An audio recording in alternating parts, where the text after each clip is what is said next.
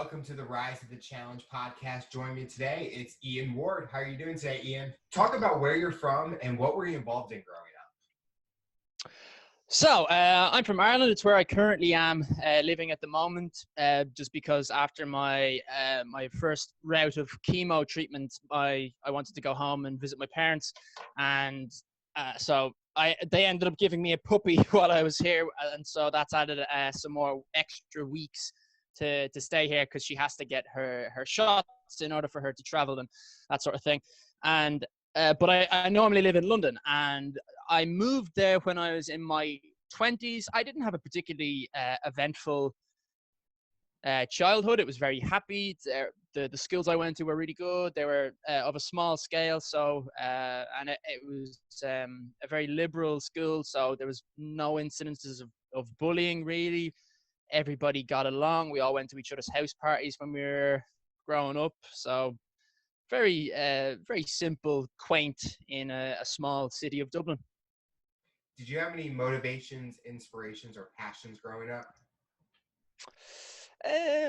Yeah, they've stuck with me my whole life. So there was when I was a child, I thought I hated sport, but I actually didn't. I just hated football because I just thought it was so boring. And then that put me off a lot of sports for many years. And then when I went to we call it secondary school, you guys call it high school, it's the same thing. When I went to high school, they had us playing rugby in Ireland because the schools are all so small. It's usually like, okay, you have two choices of sports. You can play this one or you can play this one. And our choice was hockey or rugby. And I was like, all right, I'll try rugby, see what that is like. And then loved it straight away. And then from that, I started realizing that I actually am very passionate about sports. So that was a passion. Video games from the get-go. I went through a spell of going off them because I was playing online video games too much, and it was just like sucking up my time. And then recently I started getting back into them, I think with a combination of willpower and just learning how to balance life a bit better, and then getting to see them as an art form and enjoy them a lot more. I used to just be thinking like, they're just a wasted time. They don't do anything positive for you. What's the point in doing them? Blah, blah, blah. And then it's like, wait a minute, during COVID especially, you're basically hanging around with your friends, except you're doing it through, a medium. So I've definitely changed my mind about that. Film, always into film since the cradle. And then with television, with the golden age of television that we're living in now, that's obviously risen up the same way. And music, definitely. Music festivals especially, which is something that has that's a big loss to me, is not being able to go to gigs during this pandemic. And I think those would be the big ones, the big four. Yeah, music, film, video games, and sports. With those four, what is the biggest thing you've learned about yourself going through those? Or did like sports teach you something, or did video games teach you a skill that you didn't know you had? I don't think I actually learned that much from any of them, to be perfectly honest. I think they were just things that I enjoyed. In terms of an actual education, definitely sports, because that's my professional career at the moment. So I then became deeply interested in the science behind it. I dabbled with trying to learn musical instruments, but it never really fully grasped me. And even though I do video editing now and play video games, same thing happened, that it's never really been so much of a passion as to create a film. Like, I like creating sketches, but the level of editing that you need, it is difficult and it takes work, but like in order to make a film, the level of editing is, multiplied by, I can only imagine, 1,000.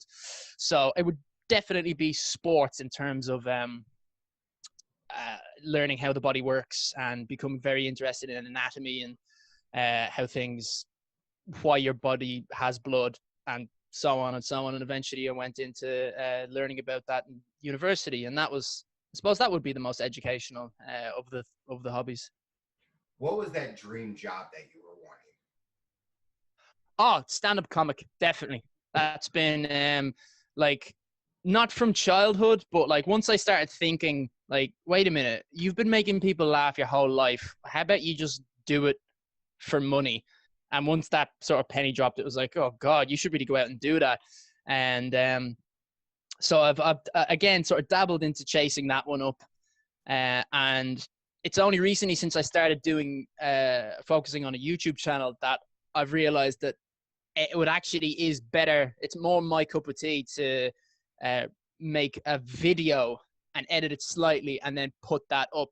Even though the medium of making a crowd laugh is amazing, there's too much, for me anyway, of the sort of the build-up of the anxiety and the questioning of the thing that you've written out, where it's like, is that the funny part? Is that the funny part? Should I be putting the emphasis on this?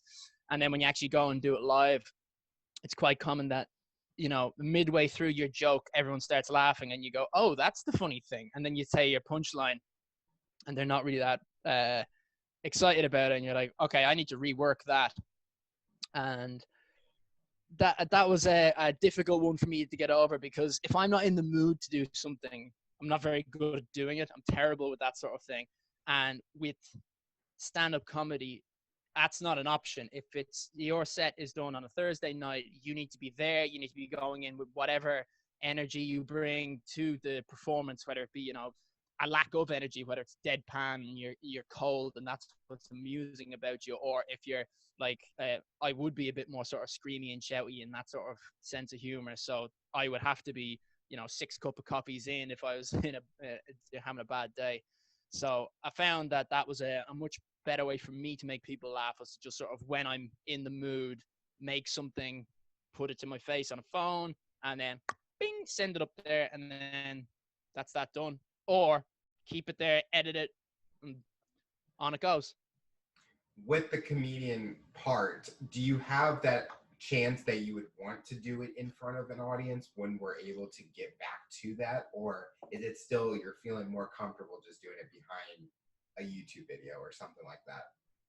No, I would still like to go back to it when COVID opens up a bit more, because there's loads of different things that I never tried that I wanted to try. One of them being to just get up on the stage, well, not so much unscripted, because it still is experienced, and literally just have like 3 funny stories that make people laugh. The kind of things that you'd be telling people at a house party or something, and literally just go, oh, this story, and just tell them that story like I'm having a conversation with them. I would really like to try that. And there's all sorts of things. I think I would quite like to do live sketches like the old Monty Python, when they used to do a live show. That's what they would do. They would be doing their sketches, but they would be doing it live. I think I would really love doing something like that, because I have I did all the sort of the school plays in when I was in school, and we did some ones that were based around just making jokes, and that was great fun to do that. And it wasn't the same level of overthinking, I suppose, because I didn't write it, someone else wrote it, and then it was sort of my opportunity to be like, okay, well, I can't like, you know, teeter off this too much, but I could make a joke of my own in there by saying one of the words in a certain way, which would kind of sway it towards me and what I wanted to perform, which I suppose anyone wants their performance to do that sort of thing, because otherwise it's just bland, boring crap. Mm-hmm. So talk about what was next for you through education. Did you go to college, university, or did you go right into the workforce? Oh no, I was in university for fucking ages, absolutely ages. I did computer game development first, and I hated that from a very, very early stage, because I was expecting an amount of creativity and, you know, sitting down with people and being like, okay, well, what makes a good game a good game? Is it this? Is it that? Is it this? And what I found out very quickly is that there is tiny elements of that. It's like 1%. And then the rest is just coding. And even when you're coming into an avenue that you would think would be a bit more artistic, such as graphics, it's still like, nope, you are in coding and you will code, and that is it. So that really wasn't for me. Like mentally, in terms of how smart I am, I wouldn't be smart enough to be able to have that level of concentration either. So after that, I studied paramedic science, and that went well. I got that. And then I didn't get work after that because Ireland was in the recession at the time. And then so I moved over to England. That's what was the sort of the cue point for that, because you could learn nursing in England. The NHS would fund your education. And I thought that nursing would be similar to paramedic science, which was a very, very dramatic, incorrect choice of mine. The level of autonomy is completely different. And that was the thing that was exciting for me. And so I almost finished my dissertation while doing nursing. And then it was almost like my brain just refused to do the work. It was just like I would sit with a computer that was like what was the it had the Ethernet, was it the Ethernet? I can't remember what the system was, but within the NHS you can have certain computers that are cut off to mainline internet, so you can't get distracted from social media or just like googling random stuff. It's all based on medical knowledge. And so surely in a situation like that where there's no distractions, I should have been able to finish my dissertation, and I never even got a full page written of it. My body just would not do it. And then after that, I finally switched into sports science, and that went brilliant. And I started my career during my work with university, because it was a lot of it. I had a lot of spare time the way they had this university structure set out. So I was working ever since I started, really. So that went really well. You talked about the different avenues that you went from computer development to paramedic science to now sports science. What brought you to go from one area to another area that are completely two different topics? Well, the paramedic science was because I was looking to get into the fire department, and I still would have been interested in the fire department my whole life. And every so often I've checked in, but they're very difficult to get in. They don't announce when they're hiring, which I think is a stupid system, because they're banking on the people who are going towards them to be someone who's, it doesn't necessarily they're not keen, but it's just like they are looking for jobs at that exact moment and they're clicking on the homepage. Whereas if they said, we are now hiring, we are now looking for people, you get applications from people of a higher caliber of not just being like, there's a lot of people. When we did the paramedic training, there was a lot of people who were also looking to get into the fire department, and there's a lot of people who want to like wear the uniform rather than do the job. We came across some guy who I think he might have had some social mental problems, because he just came out with a lot of very odd things a lot of the time. Like I think he did have some sort of issues, but like a simple one was that he had a fear of blood, and it was like, you should not be a firefighter, you should not be a paramedic. But he still went on with the education. And when I say he had a fear of blood, he didn't tell us he had a fear of blood. We were all doing the checks for how high our blood sugars were, which involves a little thing that goes click, and it pokes a very small needle into your finger. You barely feel it. It feels like if someone were to shock you with a lighter. And we were doing that and doing the little tests, and then he did it, and it wasn't the pain. It was that when he saw his blood, he fainted. Oh no. And still continued on. And there were other stories of he used to carry around a pocket face mask with him all the time. And a pocket face mask comes in a container that's about this big. It's cumbersome. It does not fit in the average pocket. And again, it was like another sort of red flag. It was like, this guy wants to be like in a movie and save the day or something. Like, I don't want him on the same crew as me. Like, he'll run into the fire and then not know what to do. And yeah, I kind of feel like there's a lot of people who end up working in services like that just because they want to be flashy rather than the person who's best for the job. But anyway, I digress. It was when I was interested in that sort of thing, I was also keeping myself really fit. And because whenever you're keeping yourself really fit, you're learning, you're trying to educate yourself on what is the best form of fitness training. And then, so I had all this knowledge that was not going anywhere except for myself. And then once I finished nursing, I had then got a huge amount of knowledge in terms of the how the body works, how the body functions, the anatomy of the body. And then I think I was already working as a referee. And then from there, I had connections to teaching other sort of fitness classes. And then I just said, oh, well, I should study sports science and, progress this way, because I love this sort of work. So why not pursue what you like? Because you've been pursuing nursing, which you didn't like, and that was a big mistake. So now you should go the other way. And it took a while, but I finally made the right call with that one. So that was a relief. After university, what was next for you? Well, I was already working, and so I just kept going with the same sort of avenue of jobs. So I was working in gyms, I was teaching fitness classes, and yeah, I think that was sort of it. Like, I've been working with the same company called Go Mammoth. I think they're primarily based in the UK. I'm not sure if they've extended outwards, and that's just teaching fitness classes, and I've been doing that since about 7 years now, maybe 8.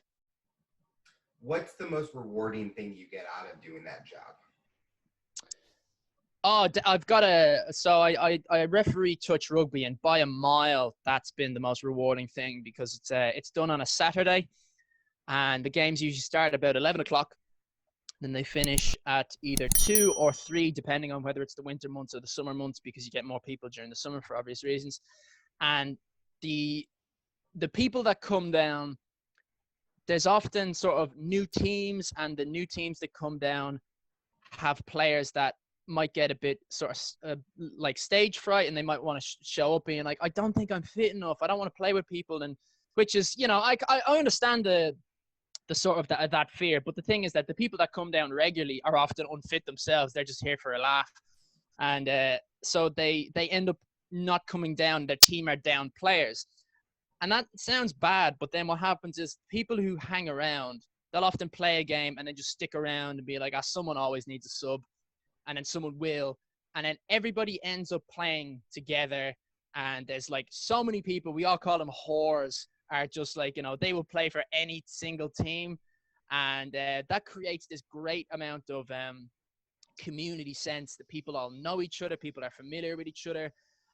There's constant house parties and meeting up, and people go to the pub afterwards and watch rugby, or some of them watch football, and it builds up, and you get down, everybody. And that's quite rare that you get that sort of level of like that same sort of small college sports team, or the high school that doesn't have too many people in it. You get to know everybody, and it's like a community. And in a big city, that is very difficult to naturally foster. And so that is by a mile the best thing that I've gotten out of these jobs. Is rugby in Ireland and England like a sport that, well, I know like football is very popular in England. For Ireland, is rugby that sport that everyone gets together and kind of socializes and stuff with? Because like here in the United States, we have so many sports that any of the sports bring people together. How is that where you are? In Ireland, the way it kind of works, visually, there'd be a lot of people that would watch. I'd say there's probably more people that would watch rugby than football. Now, I'd be biased because I'm more of I play rugby, and I'd be more interested in rugby. But our national team is quite good. So when a team is good, then it attracts more attention, because it's like, even though we're always terrible in the World Cup, there's always that kind of hope. It's like, oh my, like, we've beaten the All Blacks a couple of times. We could do this. We could do this. Like, we've been number one in the world, like, for, a couple of weeks, the odd time during the last few years. But it's still that, like, oh my God, we're number one in the world right now. So there is that level of hope. Like, it's I wouldn't say it's a fool's hope, but you think we could win this match. We've done this before. So that level of attraction always brings, it's easier to attract people to that. And then football, no one goes in. It's like people go in watching football to the World Cup. I will follow Ireland in the World Cup and in the European Cup as well. But you're watching, and it's like, how far can we go? How far can we go? And very few people will be like, we could win this World Cup. It's like, no, we can't. No, we can't. But depending on where you go in the country is a massive sort of indication of what teams you follow, because there's also hurling and Gaelic football. And Gaelic football is, you're able to hold the ball and then you bounce it every 3 steps. There's a lot of similarities to Australian rules football, if you've ever seen that, except the ball is spherical rather than egg-shaped. And if you're in Dublin, you would tend to be less interested in GAA, both hurling and football. More hurling than football. Football is where the Dublin GAA football team is quite good, but the further you go out into the outer parts of Dublin in all directions, Dublin is the largest city by a mile, and then everything else outside of that is often significantly different. And with sport, they're a lot less interested in rugby, a lot more interested in the GAA. And they often make fun of us because rugby is an English game, and GAA is fully one of the part of the reasons why there was an argument against England that we should have our own independence. The Gaelic Athletic Association was used as a method to be like, this is ours, this is our sport, it is our culture. We are different to you. It was also a place to hire young men to be a part of the Irish Army back in the day, because it was like, hey, they're athletes and they're passionate about our culture, so like, come on in, here's a gun. It was back when it was the Irish Republican Brotherhood rather than the army.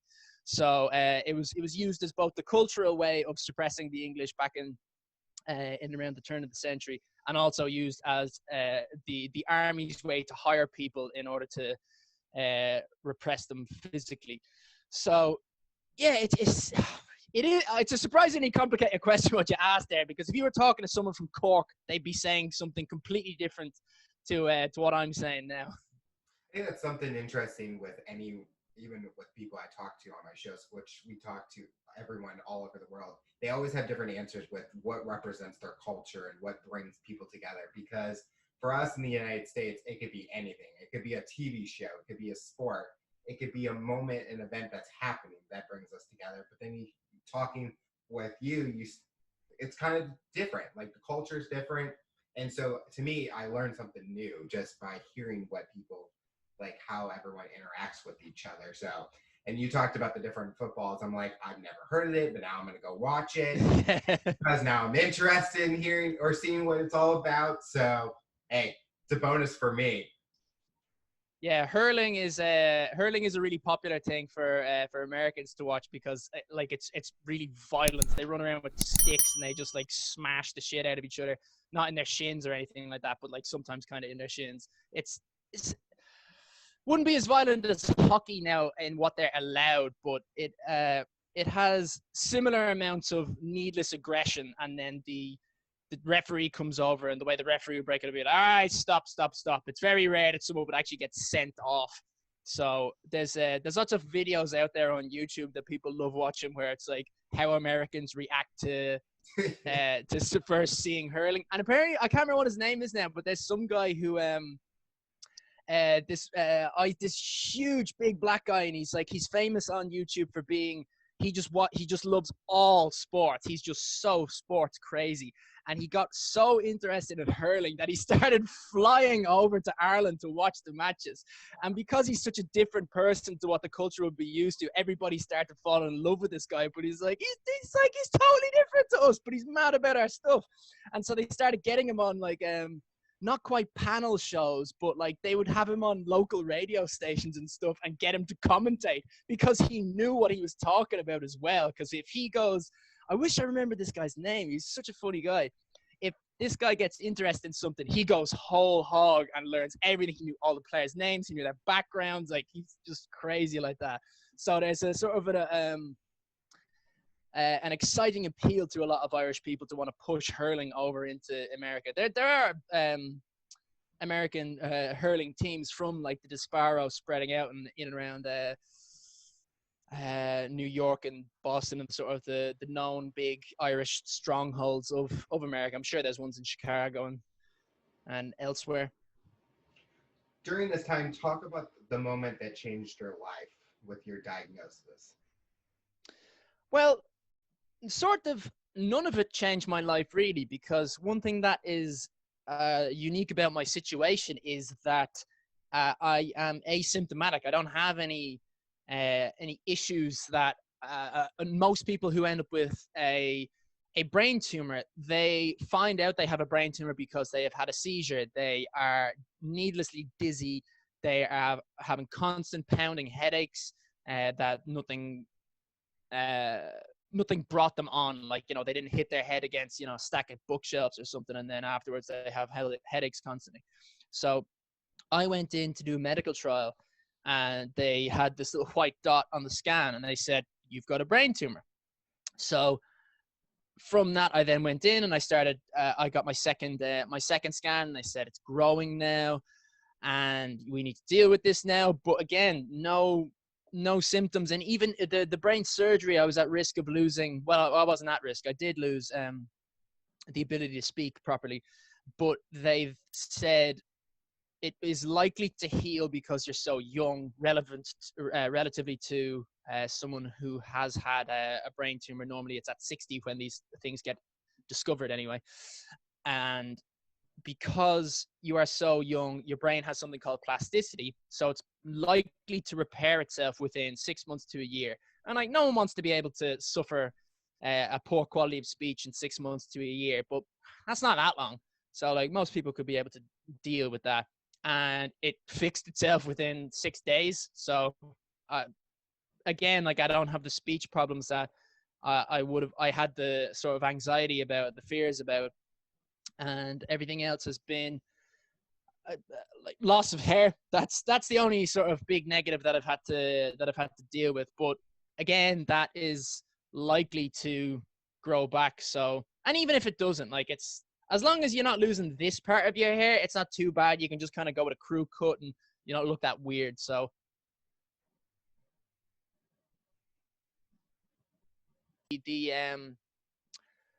my daily routine of what I'm trying to accomplish now, but that wouldn't have been a hugely different from what I was doing before, because I was making video game edits and footage. So I'm well used to waking up and being like, all right, today you're going to try and do this amount of video editing on your computer, and then do XYZ later on in the day. And so that hasn't changed a huge amount from when I said, okay, well, now I have to increase the amount of footage and content that I'm putting out, and who am I talking to, and try to spread the word out as much as possible. But that sort of fits into the same sort of level of productive home work, like working from home, that I was doing prior to all my surgeries. So I think my life has changed in the same sort of natural way that most people's lives change during, say, COVID, where you are given, you're sort of forced to change through circumstance. Some of the videos that you have posted or photos, you talked about your surgeries and how you were awake, or from what the photos were. Talk about going through experiences. Oh, that was horrible. Yeah, I didn't enjoy that. Yeah, they tell you that there's no nervous system within your brain, so that it won't be painful. But what they don't mention is that when they're actually opening up the tissue to get at it, that there is going to be a huge amount of pressure on your actual skull, which starts causing a pounding headache, even if they have local anesthetic on there, which they did. It was fine. But it's the feeling itself. Oh, they have to get what felt like some sort of a scraper, like that you would get like strip paint off a wall, and they were just there to the top part of my head, being like getting underneath to where it's attached to the actual skull, so that they can again flop the skin over and then get access to the bone. And even though that wasn't sore, it was still like, oh god, oh, they're going like this to my head. And Yeah, oh, that was grim. I remember during that I started just humming a song to myself, being like, okay, if you sing this song, and it was like a long song, it was like 7 minutes long. If you sing this song to yourself, if you do it like twice, this will probably be over by then. So just try and, like, get your mind onto something else and stop thinking about, like, paint being stripped off the top of your noggin. And also the positioning of where I was, the where my ear was out here was sort of like like a massage chair with the face down massage chair.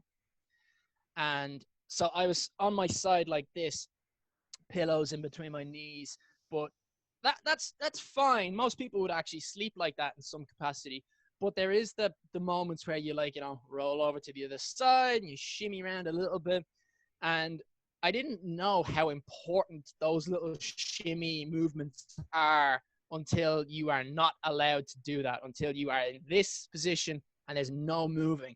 And after 3 hours, you start getting really bad cramps and you can't stretch them out. I think at one point I had to tell Tim, like, here, Tim, when I'm stretching, can you not continue, like, operating? I know I'm not moving my head much, but, like, I don't want to tempt fate. He was like, all right, yeah, go on, stretch out there. I was like, trying to do this, but you still can't get off the operating table because there's all sorts of wires. There's, like, nerve ending wires that are hooked into my chin, nerve ending wires into my hand. There was a third place, into my shoulder, but that one wasn't bothering me too much. So, like, you have this sort of fear of, like, well, I don't want to do this because I might pull a wire out of what has been hooked up into me. So yeah, the cramping was the worst by quite a big stint. And yeah, it didn't last that long though. Like 4 hours in surgery, it sounds quite long, but I thought when I heard brain surgery first, I would have thought that it would be like 9 hours or something. So when he said 4 hours, even though it is long, that was less than what I was expecting. So I was like, relief. Well, going through 4 hours of being awake and going through that had to be pain, or we talked about the pain that it did with the, I can't just imagine paint scraping and, oh, that's just, talk about after the surgery, did it feel like that the tumor was going away, or it's completely gone, or what happened next? No, so the Tim Jones was straight with me from the get-go. He's a great guy. He was saying to me, like, a tumor, even though it looks like this in your head, those are just the bits that are sort of most visible. There's still going to be loads of little, like, tangents where the tentacles or whatever of the tumor go out, but they're not quite as strong. So think of it as roots in a tree, that there are lots of little bits where the roots themselves even break off and tinker off like that. And because it's brain surgery, they can't just, like, scoop out a nice big even clump. They go in and they just take what they can. And the way your brain functions as an organ is it's sort of like you enter into a big house with lots of rooms, and each room is similar to a house made for a certain thing. So you have your kitchen, which is made for making food. You have your toilet, which is for using the toilet. You have your bedroom for bed, and so on it goes. And then you have your dungeon for whatever you use your dungeon for. And then on and on. Every room has its own sort of unique thing. And there's a certain amount of stuff within that room, but like a normal room, there's often room to navigate around.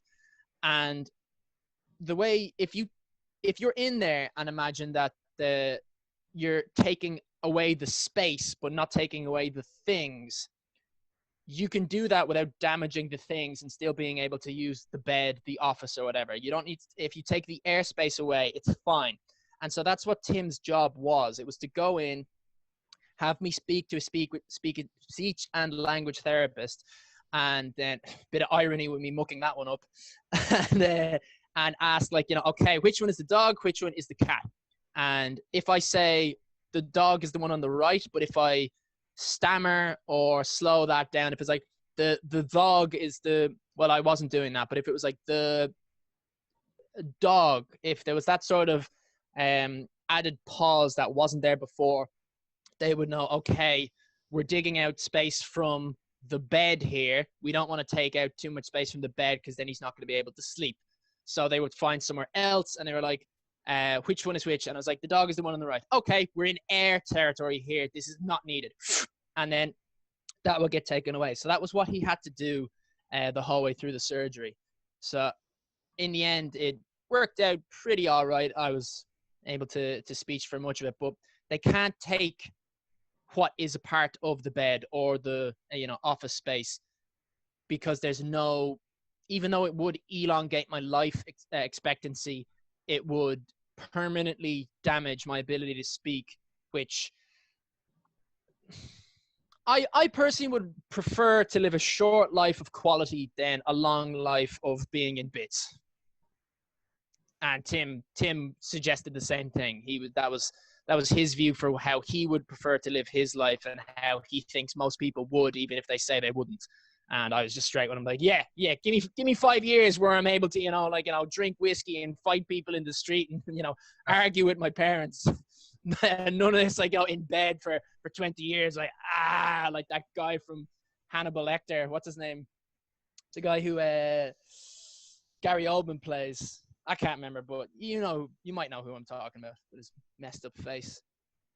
Is that your mission now, is to live out your life doing everything that you want to do, what you want to accomplish, and not have to worry or think about what you're going through?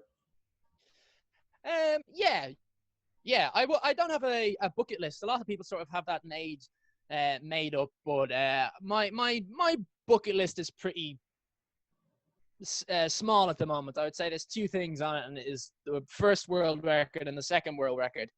And then if that gets achieved within 2 years, I'll probably have to make another bucket list and say, all right, well, better get back to this, because if you're not doing something, then you start thinking about things that don't get you in any positive direction, because you might just start worrying, like, oh my God, what's the point in doing X? What's the point in doing Y? If, I only have this amount of time left. I think, well, it's not gonna make it any better. It's not gonna make it any longer if you start thinking like that. It's gonna make it longer, but it's gonna make it longer like watching a clock makes time longer. So it's not gonna be a pleasant situation to be in. What made you want to pick those world records that you're going for? So I've done marathons in the past. Ever since I stopped doing the marathons, I went the complete opposite way. So the way your muscles work is there's 2 types in each muscle. One is called fast twitch and one is called slow twitch. The fast twitch is for anything to do with strength or power. So think a very high jump, a very hard punch, sprinting, all kinds of sprinting. And then the slow twitch muscles are more for slow, steady, say, keep going. So that's your endurance running, that's your long distance cycling, all that sort of thing. And now there's a lot of things that will have spillover where you need to be able to do both. Football, like soccer, would entail quite a lot of both. Whereas American football is all fast twitch. There's very little need for endurance. You need to be fit, but you need to be fit to recover to use your fast twitch muscle. It's all fast twitch, power sprint, bang, boom. But then if you were to look at something like UFC would be one of the more, like, a very interesting way to look at the fast twitch and the slow twitch muscle, because it is so varied. You would have people who are all power and they are knockout punches, but then if you get them into the 3rd rounds, they're in deep water and they're in trouble. Francis Ngannou would be a famous example of that, where he would just smash people and blow their heads off, and just down they go. And then once he got up to, I think it was Stipe Miocic, and Stipe was just like an excellent wrestler, and he just locked him down and prevented him from being able to use his big, powerful knockout punch. Then he tired him out, and then once he lost that original power, he couldn't change how he was able to fight because he didn't have that sense of endurance. And there's Conor McGregor was a great example of that as well. Very good with the the quick punches knocking people out. And then once he came up to Nate Diaz for the first time, Nate Diaz was a great man for endurance, still is. And the exact same sort of thing happened where Conor just blew out his gas tank and then he wasn't able to keep going. And then Nate Diaz came in and just got rid of him real quick. And so it's that sort of thing where I had been training for distance since I turned 20. Everything was focused around running marathons and long distance running, and 10K was the shortest distance that I would run when I was training. And after I had done like triathlons and stuff like that, and the London Marathon, I was just kind of a bit sick of it. So I was like, all right, enough. I'm going back to rugby. I'm going back to the gym. I'm going to lift some weights. And so then I started training my muscles in the complete opposite way. And while there is a bit of a pie chart where there's like the bit in the middle where you can have both, it is almost always your muscles converting over to one side rather than you keeping a bit of both. You've got to work hard to keep that middle spot. And so I've had all this experience with marathon running. So I'm very aware that when people run marathons, they run them for charity. So when I came across the idea of, I'll do something for charity. I'd been primed to do a little bit of something for charity after my first surgery. I then thought, well, let's look into marathons. I know I can run marathons. I know I can run them decent enough, and they're associated with charity. So let's go with that one first, because it's a simple concept. So I looked into that, and then I looked into ways, well, how can this be jazzed up? And I knew that there's also this sort of unique thing with marathons where you can get a world record with a marathon very easily by just dressing like something silly. So, and if you look at the times for how fast someone has like run a marathon dressed as a human organ, you have to choose the organ and you can have a unique time. So let's say if you can run a marathon and you can run it in 3 hours and 30 minutes. If you want to have a world record, you look up and you could just scan and find a fastest person to run a marathon dressed as a Viking. And then you do a dress as a Viking, and now you have your own little, hey, I've got a world record. And so I looked into a funny way of doing that.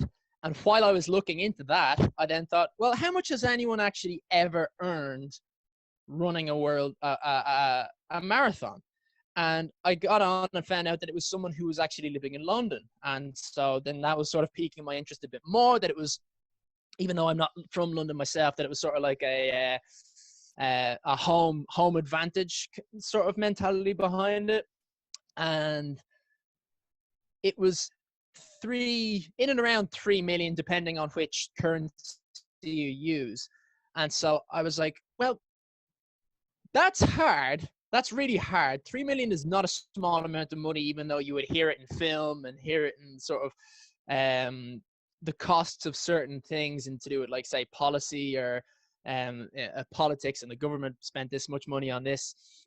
And but when you actually break it down, it's huge. It's a huge amount of money.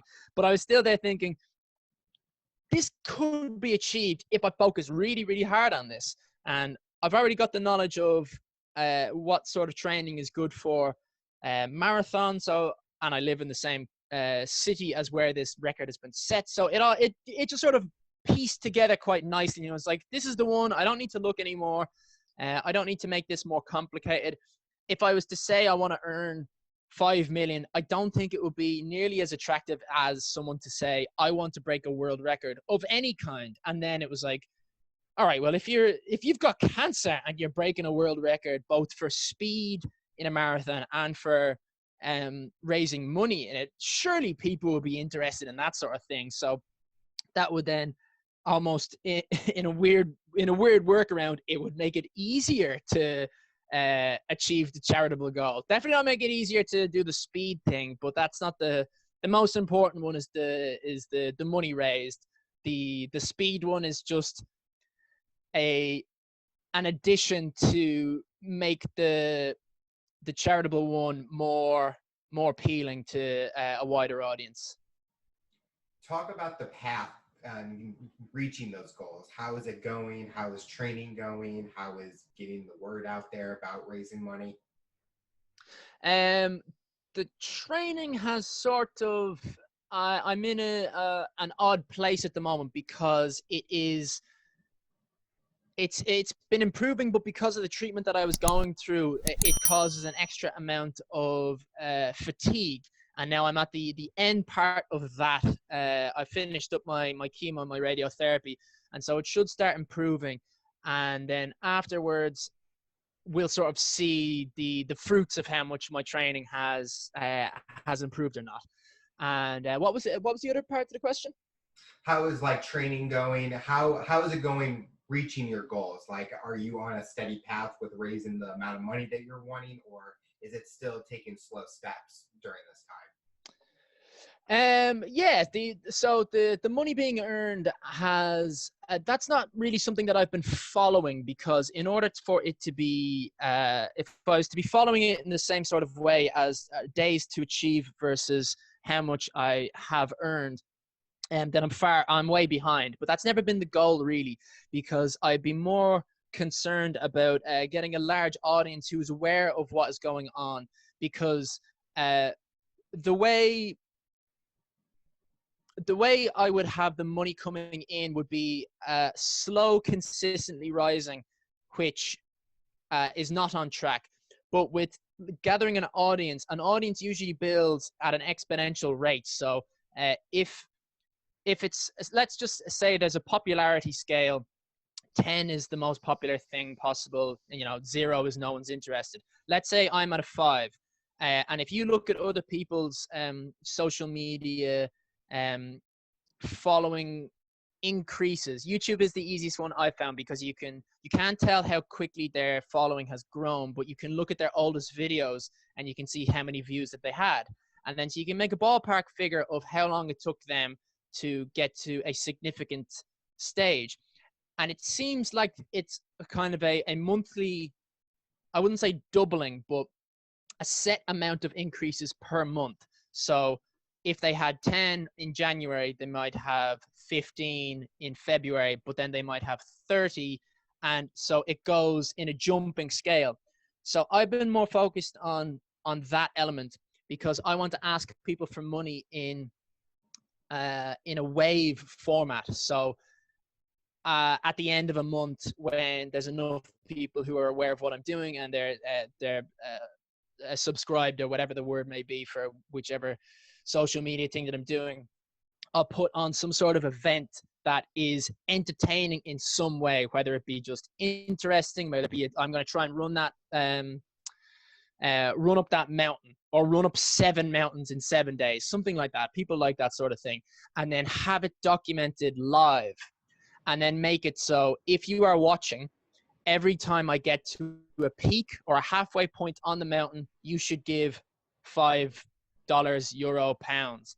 And then that's the whole idea of having a large audience, to be able to ask that, because once there's a certain audience size, I think it attracts more people because there's more involvement. I think there's definitely a sweet spot for that sort of thing, that someone could write something in and then someone else could respond to them, so they feel like they're a part of the journey, so to speak, which they are. That's the whole idea that I'm trying to get at, is that people, they, like in video gaming, there's often quite a lot of charitable donations done in video game, where people try to do something called speed running, which is just finishing a video game as fast as humanly possible. And what they often do is they will have people donate, and then there'll be a host who's overseeing the person who's doing the speed run, and the host will say like, hey, so and so from X place has just donated 10 quid. And then often there's an audience of people who are there live at the event, and whenever money comes in, way, everyone starts cheering for the person. So it's like, it's beneficial for absolutely everybody. They have that feeling that I have contributed, and it has helped. Whereas the sort of the classic format, because it was impossible to do this one, the classic format has always been donate and just hope that it goes and help someone. If you're donating to one of the cataract disease or not disease treatment charities that there are, I think it's Sight Savers is one of them. You give the money and you hope that it goes to where it should, but you're not really sure. You never get to see the child that has their sight repaired. So I'm not saying that it's like poor human reaction to it, but there is that sort of drive that we have to see the benefits of whatever we have done. So if someone could see a child that has now had a basic surgery that's not too difficult, is now able to see, Sight Savers will get a lot more money if they could actually view, wow, I gave 20 quid and that child is now able to read a book. That's powerful. But we don't live in the world where we get that. We've got to sort of do it with a bit of faith, and therefore Sight Savers doesn't get the kind of money that they would. Same with all sorts of charities, like anything to do with the environment. You don't know if that money is helping enough for it to make a difference. If there's, an increase in oil fracking or whatever, and it's like, all right, well, here I am with a bag for life. Like, I don't think it's making that much of a difference. The final question I'll ask you is, for someone that's listening to this interview, what tips or advice would you give them to overcome their challenges, accomplish their goals, and rise to their challenge? Staying focused is definitely the most important thing. The basic goals that I've seen people not achieve would 100% be from me working in the fitness industry. And it's a hard hump for people to get over, because there's so much information that goes out there. So they then start doubting the diet that they are on. They then start doubting the training regime that they've on. They get bored when they don't see results straight away, and they get deterred and they stop.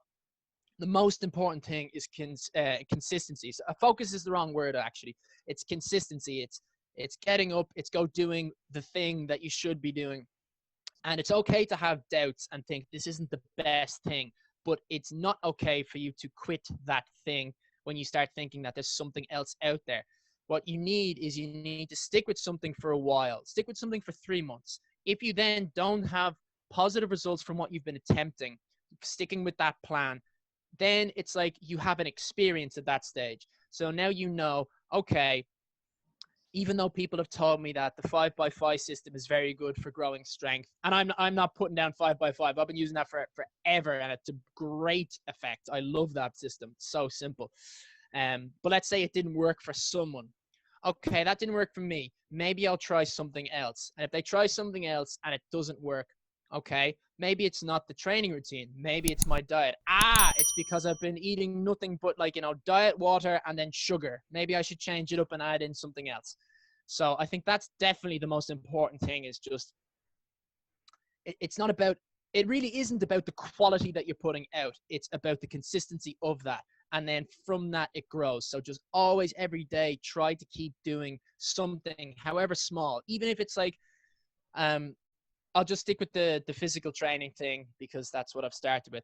Even if you are training for a marathon and your legs are really tired, find something, stretch them.